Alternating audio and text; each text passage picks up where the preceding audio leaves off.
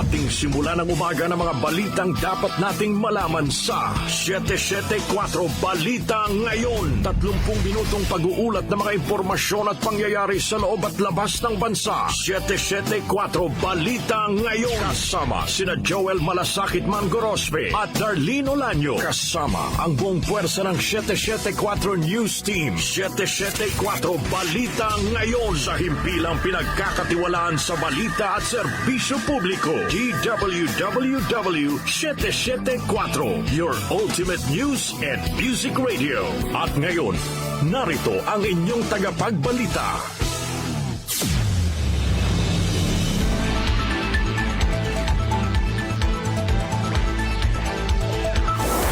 Siyete 4 Balita Ngayon. Hindi pa rin natatapos yung usaping rewind. Mamaya tayo pag-usapan. Balita muna tayo. Balita. 774 Balita Ngayon. Alas 6:40 na po ng umaga. Magandang umaga Luzon, magandang umaga Visayas, magandang umaga Mindanao. Alat po ng ating mga ka-music nationwide at worldwide. Araw po ng Miyerkules ngayon, January 3, 2024. Narito na ang 774 Balita Ngayon.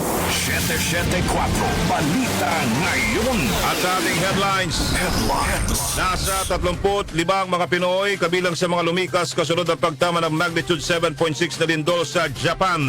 Pangulong Ferdinand Marcos Jr. nagpahayag po ng kahandaang tumulong sa Japan.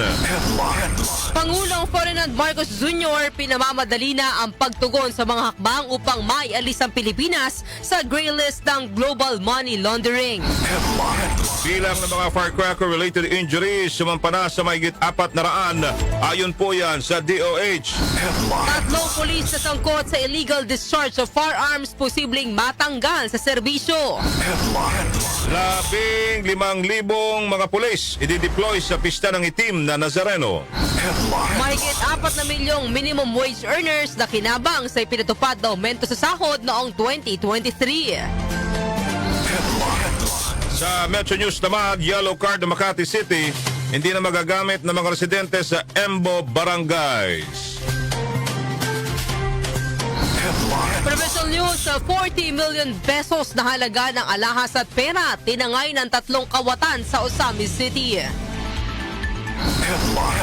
Sa international news naman, free trade agreement sa pagitan ng Nicaragua at China nagsimula na po.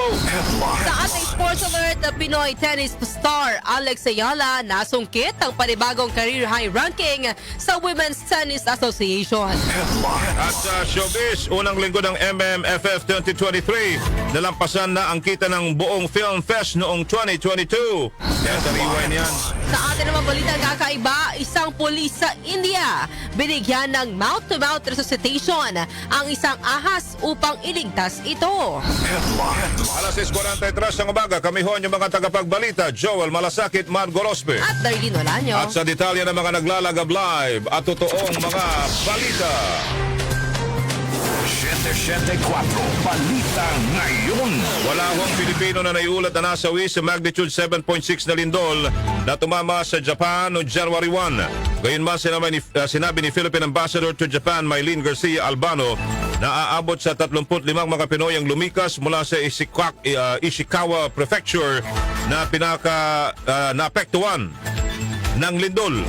Tinayak rin ni Overseas Workers Welfare Administration o OWA Administrator Arnel Ignacio na masusi nilang sinusubaybayan ang kalagayan ng mga Pinoy sa mga apektadong lugar.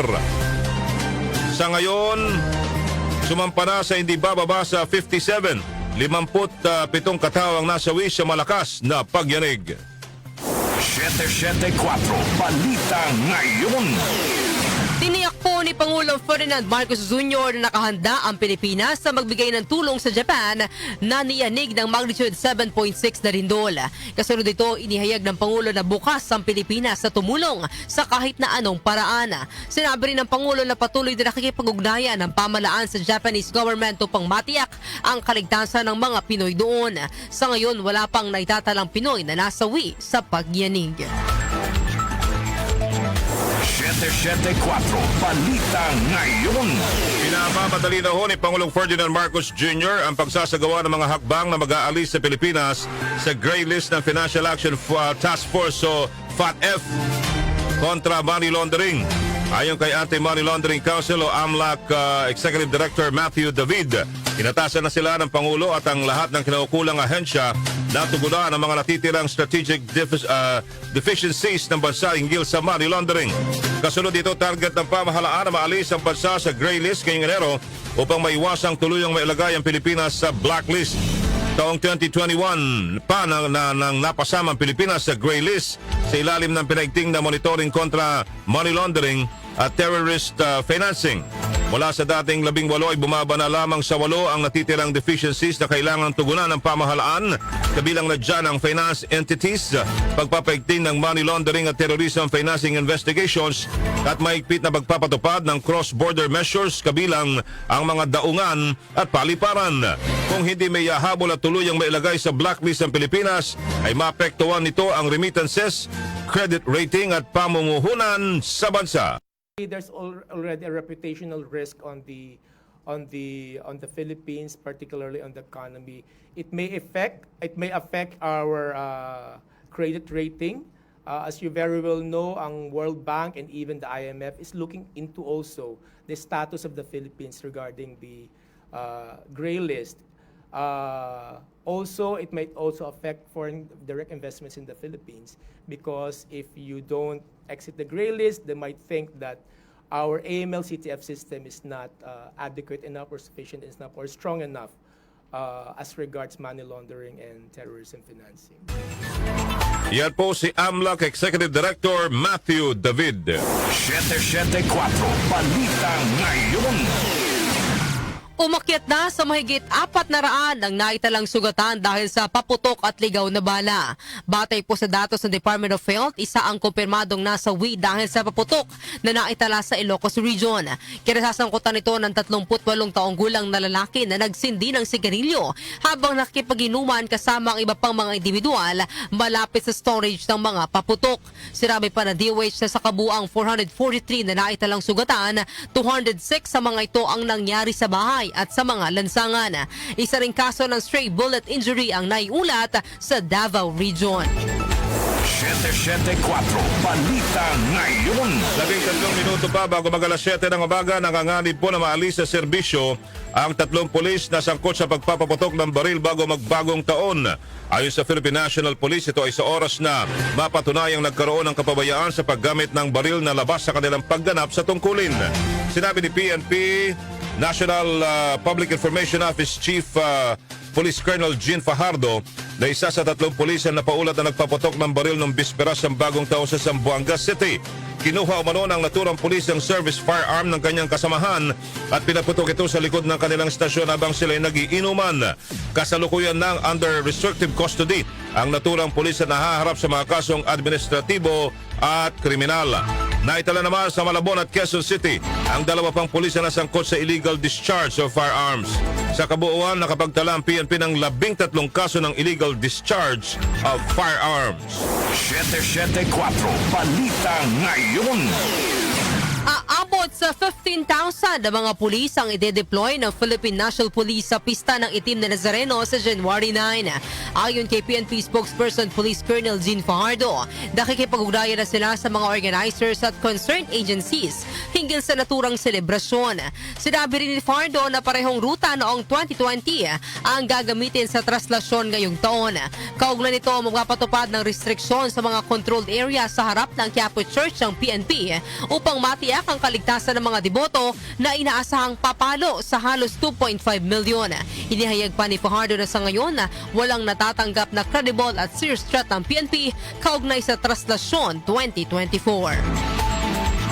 774 Balita Ngayon. Nanunumbalik na raw ho ang kasikatan ng Pilipinas bilang pangunahing foreign tourist destination tuwing holiday season. Ito ang ibinida ni Immigration Commissioner Norman Tansinco kasunod po ng pagkakatala ng halos 50,000 turista nitong nagdaang New Year's Eve. Sa record ng BI, mahigit 49,000 traveler ang dumating sa Pilipinas sa December 31 at sa bilang na ito ay 34% ang mga dayuhan.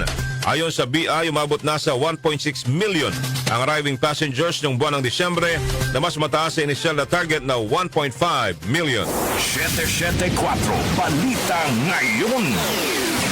Aabot sa 4.1 bilyong minimum wage earners ang nakinabang sa taas sweldo noong 2023. Ayon sa National Wages and Productivity Commission o NWPC, 15 rehiyon sa bansa ang nagpatupad ng aumento sa sweldo noong nakarang taon, kung saan siyam sa mga ito ang moto proprio. Ang National Capital Region ang unang nagpatupad ng wage hike noong June 26, habang Northern Mindanao naman ang pinakahuling naglabas ng wage hike order noong December 21. Tanging ang Davao Region Wage Board ang hindi pa naglalabas ng bagong wage order. Gayunman, nagsagawa na ito ng mga konsultasyon sa mga stakeholders tulad ng Philippine Statistics Authority, Department of Trade and Industry, National Economic and Development Authority at Department of Agriculture. 774 Balita Ngayon. Sinimulan na po ng Bureau of Treasury ang pagpapatupad ng National Insurance Program para sa government assets sakaling magkaroon ng sakuna sa bansa. Ayon sa Bureau of Treasury, saklaw nito ang inisyal na 800 billion pesos insurance value para sa mahigit 132,000 school buildings sa bansa sa ilalim ng Department of Education sa pamamagitan ng paggamit ng excess payout mula sa catastrophe bond. Sinabi pa ng ahensya na opisyal na itong sinimulan ng National Insurance Indemnity Program na insured ng Government Service Insurance System na layong matiyak na may pondo para sa reconstruction ng mga pasilidad mula sa hindi inaasahang pinsala na maaaring idulot ng mga kalamidad. 774 Balita Ngayon. Itutuloy ng COMELEC ang bidding para sa mga makina at teknolohiya na gagamitin sa 2025 midterm synchronized national and local election. Ayon kay COMELEC spokesperson Attorney John Rex Laudianco, sa January 8 itutuloy ng COMELEC ang ikalawang round ng procurement. Una nang nagkaroon ng failure of bidding ang komisyon noong December 14, 2023 dahil sa kakulangan sa mga requirement na isinumite ng nag-iisang bidder na joint venture na Miro System Company Limited. Ngunit kahit nagkaroon ng kakulangan sa mga legal documents sa nasabing kumpanya, maaari pa rin anyang sumali ito sa second round ng bidding. Gaya ng dating muling susuriin ng Special Bids and Awards Committee ng COMELEC ang mga dokumento ng joint venture at iba pang mga kumpanya na nais lumahok. 774 Balita Ngayon. 8 minuto na lamang po bago mag alas 8 ng umaga, alas 7 ng umaga. Balita muna tayo mula sa 774 News Team. 774 News Report. News Report. Marcos Administration tiniyak na nakatutok sa pangangailangan ng mga nasa vulnerable sector. Detalye po ihahatid ni Rhea Mamogaysu. Siniguro ng Marcos Administration na nakatutok ang pamahalaan sa mga higit na nangangailangan o vulnerable sectors. Sa Bagong Pilipinas Ngayon public briefing, sinabi ni National Anti-Poverty Commission o NAPC Secretary Lopez Santos III na isa sa mga prioridad ni PBBM ay ang mga mahihirap na sektor kabilang ang mga magsasaka para matugunan ang kanilang mga pangangailangan at mapataas ang antas ng kanilang pamumuhay. Sinisikap niya ng gobyerno na mapababa ang presyo ng mga bilihin at mapaganda ang kita ng mga magsasaka sa bansa. Nagtutulungan din aniya ang mga lokal na pamahalaan at Department of Housing o DHSUD para matugunan ang pangangailangan para sa pabahay na papalo sa 6.5 million housing units. Dagdag pa ni Santos, ang suwestyon na nanggagaling sa iba't ibang sektor na maliban sa high-rise building ay kailangan maging multi-modal approach. Ibig sabihin niya nito ay mayroong ding mga relocations, resettlement at provision o awards na mga public lands sa mga benepisyaryo maliban sa Community Mortgage Program at iba pang programa ng mga LGU na may kaugnayan dito. Ito, Rhea Mamogaysu ng DWWW774, your ultimate music radio. Maraming salamat, Rhea Mamogaysu. 774 News Report. News Report. Senador, tiniyak ang pagharang sa posibleng pagsisingit ng mga self-serving na agenda sa Chacha. Narito naman ang report mula kay Conde Bata. Conde. Nangako si Senate Committee on Constitutional Amendments and Revision of Codes Chairman Senator Robin Hood Padilla na harangin ang anumang pagtatangka na isingit ang self-serving na agenda sa pag-amyenda sa saligang batas. Sa kabila na rin ito na muling pagbuhay ni Padilla na amyendahan ng political provision ng konstitusyon, habang ang Kamara naman ay pag-amyenda naman sa economic provisions ang isinusulong. Ayon kay Padilla, mismong si Pangulong Bongbong Marcos ay nagbigay ng direktiba na silipin ang economic provisions ng saligang batas at pag-aralan na maalis ang economic restrictions sa bansa. Apela ng senador na sa pagbabalik ng sesyon sa ikatlong linggo ng Enero ay maharap ng usaping ito sa plenaryo. Pagtitiyak ni Padilla kung tatalakayin ng economic provisions ay harangin niyang anumang pagtatangka na magsingit ng political amendments dito. Samantala, bukod sa amyenda sa 1987 Constitution, ilan sa mga itinutulak ni Padilla ngayong taon ang mapag-usapan sa mataas na kapulungan ng legalisasyon ng medical cannabis, diborsyo sa bansa at ang sibilisadong pagtugon sa mga issue at tensyon sa West Philippine Sea. Conde Batak ng DWWW 774, your ultimate music radio. Maraming salamat, Conde. 774 News Report. News Report. Tirada ng China laban sa Pilipinas, isang desperadong aksyon para salagin ang pagkontra dito ng international community. Detalye po ihahatid ni Grace Mariano. Muling binatikos ni House Deputy Minority Leader and ACT Teachers Party List Representative Franz Castro ang mga pahayag ng China na anyay pawang kasinungalingan na nagpapakita ng pagiging desperado para salagin ang pagkontra dito ng iba pang mga bansa sa buong mundo. Reaksyon nito ni Castro makaraang muling maglabas ng magkahiwalay na pahayag ang Chinese Ministry of Foreign Affairs at Ministry of National Defense na gumigiit sa kanilang pag-aangkin sa Ayungin Shoal at Panatag Shoal na sakop ng 370-kilometer Exclusive Economic Zone o EEZ ng Pilipinas. Din pa ni Castro, hindi lamang ito issue sa pagitan ng Pilipinas at China dahil may iba pang bansa na umaangkin din sa iba pang bahagi ng South China Sea na inaangkin din ng China tulad ng Taiwan, Brunei, Malaysia at Vietnam. Ayon kay Castro, ang nabanggit na claim ng ibang mga bansa at ang 2016 arbitral ruling na pumapabor sa Pilipinas ay lalong nagbabasura sa pag-aangkin ng China sa mga teritoryong nabanggit. Para kay Castro, mas mainam din kung magkakapit-bisig ang lahat ng claimant countries para supalpalin ang pag-aangkin ng China ng kanilang mga teritoryo. Grace Mariano ng DWWW 774, your ultimate music radio. Maraming salamat, Grace Mariano. 774 News Report. News Report. Physical distancing ipapatupad ng PNP sa traslasyon. Narito naman ang report mula kay Angel Ronquillo. Angel. Susubukan ng Philippine National Police na ipatupad ang physical distancing sa mga controlled area sa pagdarausan ng Traslasyon 2024. Ayon kay PNP Mayor Chief Police Colonel Zin Fajardo, ang pagpapatupad ng physical distancing ay para magkaroon ng espasyo ang mga security personnel para makakilos sa gitna ng inaasang malaking bilang ng mga deboto na dadalo sa nasabing aktibidad. Sa ngayon, walang natatanggap ang PNP na seryosong banta hinggil sa kapistahan ng Itim na Nazareno, pero hindi nila sila magpapakampante at pinaghahandaan ang worst case scenario. Sa ngayon, wala pa anyang pinala desisyon kung magpapatupad ang pulisya ng signal jamming at no-fly and no-drone zone sa Traslasyon 2024. Angel Ronquillo ng DWWW 774, your ultimate music radio. Maraming salamat, Angel Ronquillo. 774 News Report. News Report. Bidding ng COMELEC para sa pagbili ng makinang gagamitin sa 2025 automated election ibubukas sa publiko. Narito po ang report ni Gina Mape. Gina. Joel Abderlin, ibubukas ng COMELEC sa publiko ang pagsasagawa ng bidding para sa gagamiting teknolohiya sa 2025 synchronized midterm at barangay election. Ang pahayag ni Atty. John Rexel Janco, ang tagapagsalita ng COMELEC ay sa harap ng itinakdang bidding ng election procurement sa Enero 8. Pinaliwanag ni Janco, ang proseso ng idaraos na bidding ng COMELEC Special Bids and Awards Committee o SBAC ay batay sa Implementing Rules and Regulations ng RA 9184 o ang Act providing for the modernization, standardization, and regulation of the procurement activities of the government and for other purposes.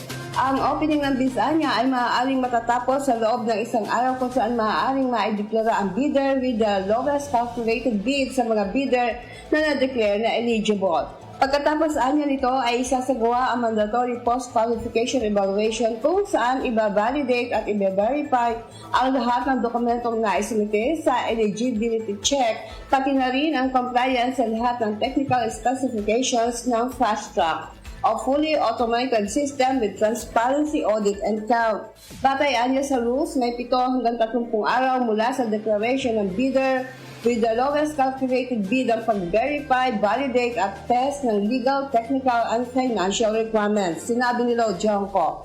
Nasa sandaling nakapasa na ang bidder with the lowest calculated bid sa post-qualification evaluation ng kanilang legal, technical, and financial submissions ay maaari nang makapag-declare ng bidder with the lowest calculated and responsive bid. Saka anya at tutuloy sa Notice of Award, Contract at Notice to Proceed. Ang lahat anya ng nabanggit na proseso ay makikita sa live stream ng COMELEC. Ako si Gina Mape ng DWWW774, your ultimate music radio. Maraming salamat, Gina Mape. 774 News Report. News Report. Alas 7 na po ng umaga, kami pa rin po yung mga tagapagbalita, Joel Malasakit, Man Gorospe. At Darlene Olanyo. At iba pa mga naglalagab live, matotoong mga balita. Metro News. Metro News. Sa Metro News, bad news po ito. Inanunsyo ho ng Makati City Government na hindi na magagamit ng mga residente mula sa 10 enlisted men's barrio o Embo Barangay na bahagi na ngayon ng Taguig City ang kanilang yellow cards para sa government subsidized healthcare. Inihayag ito ng Makati City LGU alinsunod sa desisyon ng Korte Suprema kung saan ang mga yellow card na naka-address sa 10 Embo Barangays ay hindi na valid simula pa noong Lunes, maliban na lamang kung sila ay mga empleyado ng pamahalaang lokal. Bukod dito, inanunsyo rin ng Makati City Government na kailangan nang ipasara ang mga health center at lying in sa Embo Barangay dahil pasuna ang kanilang license to operate. Pababatid ng mga pasyenteng may hawak na yellow card na at may bill na 5,000 pesos pababa ay hindi na pinagbabayad ng ospital ng Makati, habang ang lagpas naman sa 5,000 ay sinisingil lamang ng uniform rate na 500 pesos. Ang mga yellow card holder ay nakatatanggap rin ng libreng gamot para sa hypertension, diabetes at iba pang mga sakit. Metro News. Metro News. Hindi na kailangang kumuha ng mayor's permit o clearance sa mga manggagawa at job applicants sa Taguig City. Batay sa ordinansang ipinasa noong December 18, ang mga empleyado kabilang ang mga self-employed, mga naghahanap ng trabaho o nagsasanay ng isang propesyon ay exempted na sa pagsusumite ng mayor's permit o clearance. Binabago na ordinansang ito ang isang probisyon sa Taguig Tax Revenue Code sa pamamagitan ng pagdaragdag ng mga individual na exempted upang mapagaan ang pasanin sa kanila habang sila ay nagtatrabaho.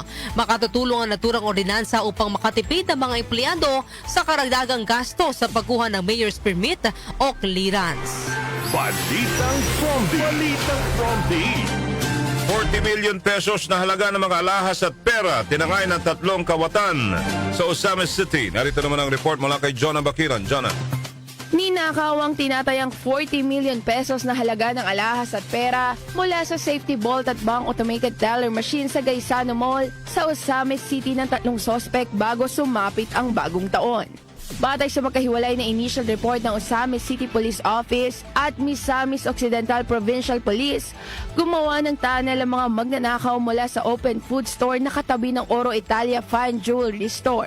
Tinangay ng mga kawatan ang mga gintong alahas na nakadisplay sa lalagyan na babasagin at mga pera na nasa safety vault ng jewelry store. Ayon naman sa Osamis CPO, sinira ng mga suspect ang ATM machine ng isang bangko sa mall at tinangay rin ang lahat ng pera nito. Patuloy namang iniimbestigahan ng mga otoridad ang krimen. Ako po si Jonah Bakira ng DWWW 774 Ultimate Music Radio. Maraming salamat, Jonah Bakiran. 774. Balita sa labas ng bansa. Sa ating international news, free trade agreement sa pagitan ng Nicaragua at China nagsimula na. Detalye po ihahatid ni Rosemay Miranda. Formal nang nagsimula ang trading o palitan ng kalakal sa pagitan ng Nicaragua at China sa ilalim ng bagong free trade agreement na nagpapahintulot sa Central America na mag-export ng 71% ng mga produkto nito sa pinakamalaking merkado sa Asia na libre ang mga taripa. Kabilang sa mga maaaring i-export ng Central American country, ang karne at seafood gaya ng isda, hipon, lobster at sea cucumber, gayon din ang asukal, mani at ram.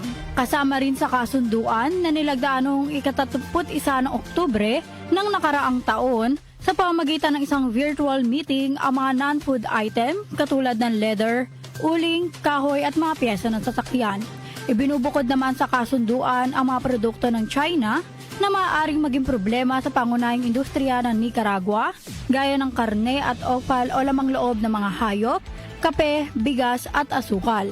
Sa kanyang talumpati noong 22 ng Disyembre taong 2023, iginiit ni Nicaraguan President Daniel Ortega sa mga kontra at tumutuligsa sa naturang kasunduan na ito ang pinakamagandang regalo sa Pasko para sa kanila.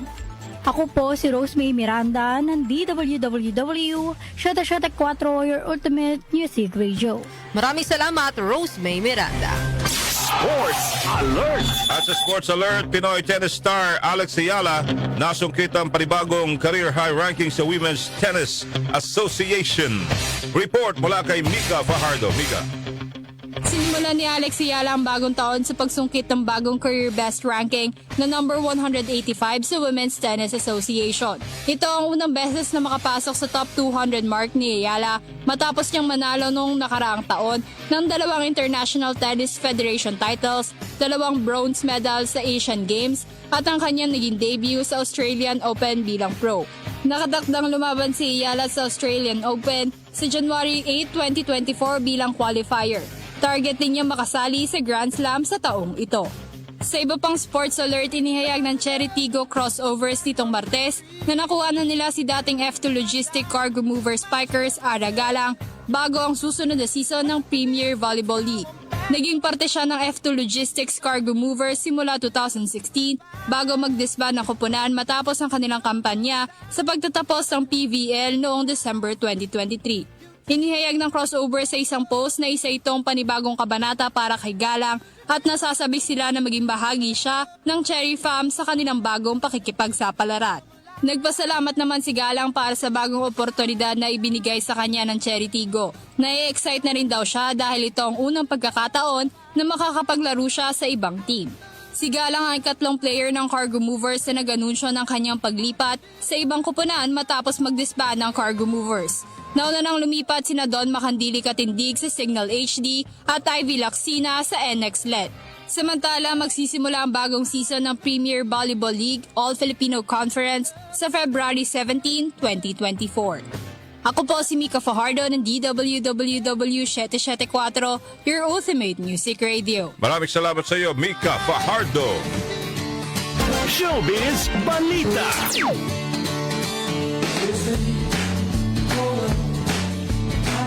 Para naman sa ating showbiz balita, alamin natin ang latest sa mundo ng mga marites. Ihatid po sa atin yan ng ating Beshi ng Bayan, Kenny Costa. Good morning! Happy and blessed Wednesday morning mga Beshi! Narito na ang mga latest, chika, sa mundo ng mga marites. Mga Beshi, nagpasalamat sa publiko ang pamunuan ng Metro Manila Film Festival o MMFF sa muling pagsigla ng industriya ng pelikulang Pilipino matapos na maabot at malampasan pa ng kasalukuyang Film Fest ang kita nito sa unang linggo pa lamang sa mga sinihan kumpara sa buong kinita nito noong 2022. Sa Facebook post ang MMFF, bahagi ng caption ng pamunuan ang 500 milyong pasasalamat sa mga taga-subaybay ng pelikulang Pilipino. Umabot sa 500 million pesos ang kinita ng 48 MMFF na ipinalabas noong December 25, 2022 hanggang January 7, 2023, kung saan 8 ang official entries. Ngunit ngayong 49th Metro Manila Film Fest, mahigit 500 million na ang pinagsama-samang kita ng 10 official entries sa festival sa unang linggo pa lamang nito. Top grosser pa rin ang Rewind ni Dingdong Dantes at Marian Rivera. Gayun din ang Malyari ni Piolo Pascual at ang Firefly na pinagbibidahan ni Alessandra De Rossi. Ang 10 kalahok na pelikula sa Metro Manila Film Festival 2023 ay mapapanood sa mga sinihan sa buong bansa hanggang sa linggo, January 7, 2024. Samantala, ibinunyag naman ni megastar Sharon Cuneta na pansamantala silang nagkahiwalay ng asawang si dating Senador Kiko Pangilinan. Ito ang ibinahagi ni Sharon sa kanyang New Year's Day Instagram Live kung saan sinabi nito na gaya rin sila ng ibang pamilya, habang inihayag naman ng dating senador na lahat naman ng pamilya at mag-asawa ay nangyayari ang mga tampuhan. Nag-away at naghiwalay umano sila ng asawa, ngunit nagkabati rin at maayos na muli ang pagsasama ngayon. Ayon pa kay Ate Shawi, ito ang kahulugan ng mga mensahe niya sa social media habang ang mga noong nakaraang taong post naman ay para sa mga taong sa tingin niya ay kinakailangan ang mga ito.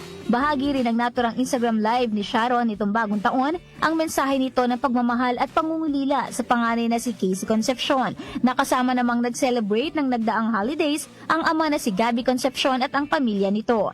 Nagbigay rin ng mensahe ang isa pang anak ni Sharon Cuneta na si Frankie Pangilinan at si dating Senador Kiko Pangilinan kung saan sinabi ng mga ito na mahal nila si Casey. At yan, hatid ko sa inyong mga showbiz. Chika, ako po niyang showbiz reporter, Kenny Acosta. Happy and blessed Wednesday morning, everyone! Maraming salamat, Beshi Kenny Acosta. Balitang kakaiba. Sa balitang kakaiba tayo, Kuya Jonathan Tano na nagkakapiraw ngayon. Habang nakikinig sa atin ng RRJ 888 Shuttle and Tourist Services, Kuya Jonathan Tano ng Laguna. Sabi niya, isang pulis sa India, mga kaibigan, minamouth to mouth ang isang excuse me po, ahas upang iligtas ito. Paano ginawa yun? Oo nga. Narito na po, nagbabalik na mula sa probinsya, si Doc Justin. Doc, good morning. Doc Justin? Hello? Saan ba siya? Sa line? Hello. Hello, Line to heaven? ayan. Line to heaven. Sorry. Happy New Year. Happy New Year. Happy New Year. Happy sa'yo, New Joel. Year. Happy New Year sa iyo, darling, at sa lahat ng ating mga taga-subaybay. Okay. Happy New Year sa Happy inyong New Year. lahat. Opo. Naging laman nga ng balita sa India ang isang pulis na ito na si Constable Atul Sharma. Matapos maging viral sa social media ang video nito na nagbibigay ng mouth-to-mouth resuscitation sa ahas na nalaso ng pesticide. Naganap ang insidente noong October 2023 nang pumasok ang isang non-poisonous snake sa pipeline ng isang residential area. Hindi mapalis ng mga residente sa pipeline ang ahas, kaya binubuhusan nila ito ng pesticide, ngunit hindi pa rin ito naging epektibo. Matapos ito ay humingi sila ng tulong sa mga pulis at agad namang rumisponde si Sharma na isang self-proclaimed snake rescuer. Mapapanood sa viral video na pagkatapos makuha ni Sharma ang ahas sa pipeline, ay agad niya itong binigyan ng mouth-to-mouth resuscitation. Pagkatapos ay binuhusan niya ito ng malinis na tubig upang hugasan ang pesticide sa katawan nito. Na magkaroon ng malay ang ahas ay nagpalakpakan ng mga tao sa paligid. Ayon kay Sharma, nakapagligtas na siya ng 500 ahas sa nakaraang 15 taon bilang snake rescuer. So, ito'y hindi ito ginagawa ng kahit sino lamang. Ito ay ginagawa lamang ng mga may experience at talagang professional pagdating sa pagre-rescue ng mga wild animals kagaya itong Si Shawarma. Shawarma? Ito, no, Iba Joel? yun? Ano ba? Di ba shawarma? Oo. Hindi. Sharma. Okay. Pero sa ating advice ganda, alam mo, Okay. nakakalungkot lang din kasi itong nabanggit dito is non-venomous snake. Yeah. Alam mo, lalo sa probinsya, ang mga tao pag nakakita ng ngas, ang gusto agad sabi, talagang patayin. Oo nga. Ang iba kasi hindi nila alam ang itsura ng venomous sa non-poisonous na mga ahas. Kaya importante malaman natin kung anong pagkakaiba. Sa bagay, kung nagulat ka na, lalo kung papasok sa loob ng bahay niyo at may mga bata ka, talagang una-unang gagawin mo, proteksyonan sila. Correct. Correct. Correct. Pero mo, hindi naman balance ang ating ecosystem kung wala ding mga ahas, no? May function din sila, no? Meron. Dr. Justin? Meron.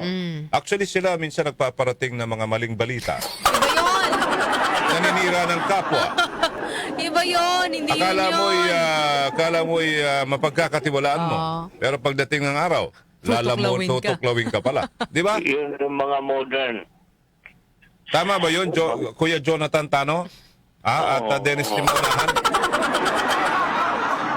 Yan ang mga modern na mga snakes. Oh, di ba? Oo. Basta ang importante, huwag tayong lalapit agad sa mga ahas. Dapat kilalanin natin yung mga ahas na kilalanin yan. natin kung alin ang poisonous at hindi. No? Correct. Oo. Nakakapinsala ng pagkatao. Mahirap yung ganon. Mahirap talaga. Kaya huwag tayong basta-basta ingat tayo baka may makapasok na ahas sa bahay natin. Sa opisina natin, mga ganon. Oo. 'Di ba? Nakakasira raw ang ahas ng tahanan. At nakapagpapaluwa ng mata. Ano ba? Rewind na naman. Nakapagpapaluha. Luha ba? Luha. Pero ikaw, na-experience mo na ba yun, Doc Justin, yung natuklaw ka ng ahas? Sumba ko, wala pa sa awa ng Diyos, no? Matakot ako sa ahas talaga, eh. Pero may umahas na sa'yo. Sa mga ganyang istorya, wala na. Ano na natin yan, ibinao natin sa... Hindi yan na maalala. Hindi kasi ang pinakamahirap na ugali, na klase ng isang ahas, yung kaibigan. Minsan kaibigan. May tawag sa mga ahas, best. Mahirap yan nga. Basta 2024 na tayo, no? Kung ano man yung mga experience na...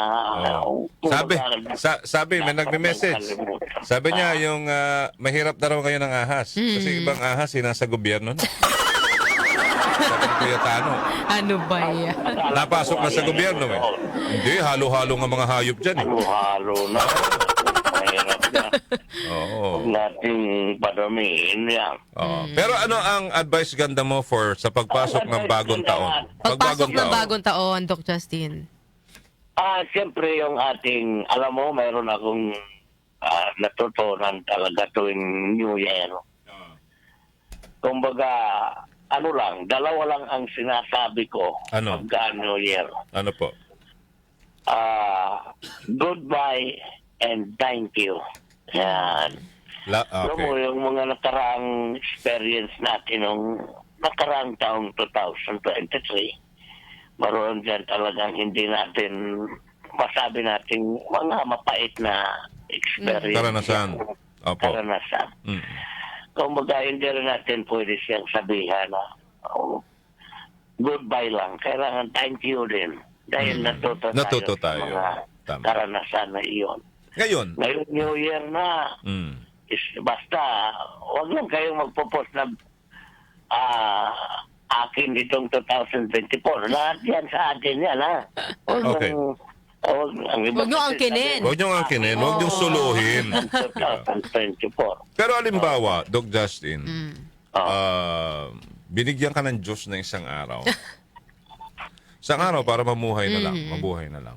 Ano yung gusto mong gawin at gusto mong baguhin sa buhay mo?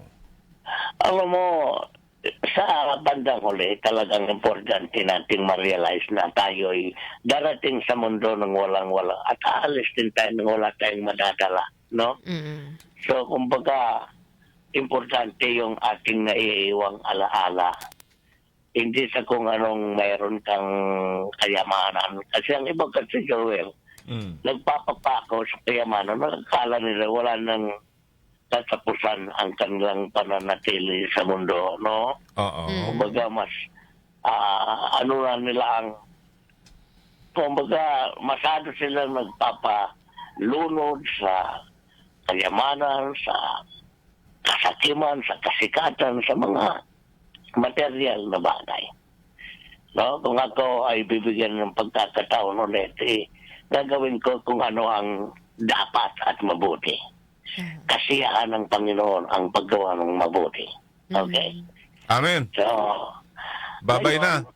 Mayroon lang ako. May alin? Trivia. May trivia. Na-miss ko itong trivia nito. Naririnig natin itong kanta na itong Your old acquaintance. Diba narinig niya? Oo. Yung old lang sign. Mhm. Ano nga ba yung ibig sabihin ng old lang sign? Kinaganta natin, hindi naman natin alam kung ano yung ibig sabihin Oo nito. nga. Alam mo ang ibig sabihin nito, ito ay isang Scottish language, no? Mhm. Ang ibig sabihin, for the sake of old times, or time gone by. Kasi naalala natin ang mga nangyari nung nakaraang taon. At ito yung ating, kumbaga, kung anong mabuti, dinadala natin, pagpatuloy natin, at kung anong mga hindi na dapat, ibauna natin sa limot, no? Correct. Ito, hindi naman talaga ito pang New Year na kanta. Yun nga lang noong taong 1929, pinatugtog ito ng Royal Canadian Big Band sa New Year's Eve celebration. At ang nanguna dyan, si Lombardo, itong band leader nila, no? Itong si Lombardo, nagsumikat ang kanta nila, no? Ito ay naging popular ng awitin sa New Year noong panahon sa West Ontario. Kaya na-appreciate ito ng Scottish population at buong mundo na ginagamit ang ten ten te te te te te te te te te te te te ten. Okay? Happy New Year! Thank you very much. Thank you, Doc Justin. Thank you, Doc Justin.